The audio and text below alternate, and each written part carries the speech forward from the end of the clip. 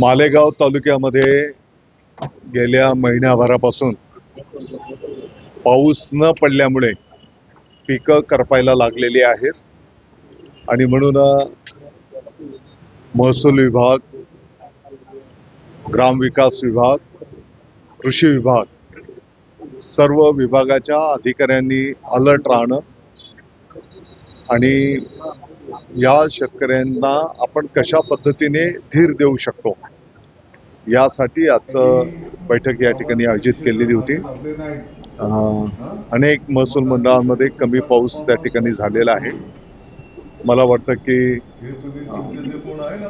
देवाला आपण प्रार्थना करू की देवा पाऊस येऊ दे, कारण पाऊस पडणं हे तर काही माणसाच्या हातात नाही। तोपर्यंत काय काय उपाययोजना करता येतील त्यासाठी ही बैठक झालेली आहे।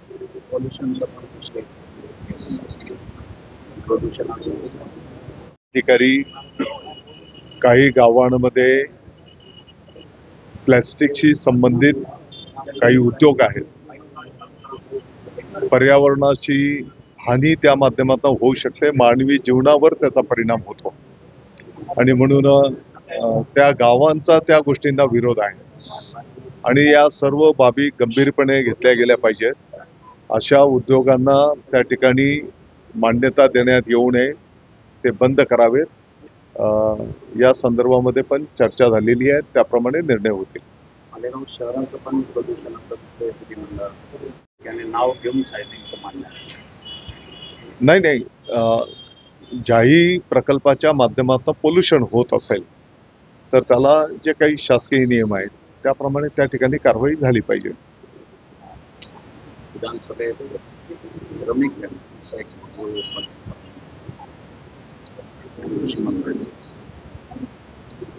मला वाटतं की या विषयावर ते स्वतःच त्याचं जे काही स्पष्टीकरण असेल मंत्री महोदय त्या ठिकाणी ते देतील।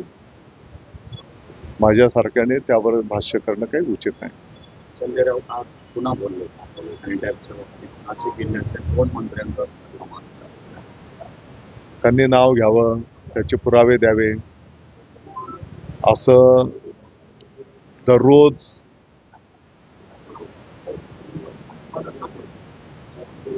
दिशाभूल होईल एवढीच वक्तव्य ते करत असतात। त्यांच्यात हिंमत असेल तर त्यांनी नाव घेऊन उल्लेख करावा, त्याचे पुरावे द्यावेत, जे कोण असेल त्याच्यावर कारवाई होईल। पोल्युशन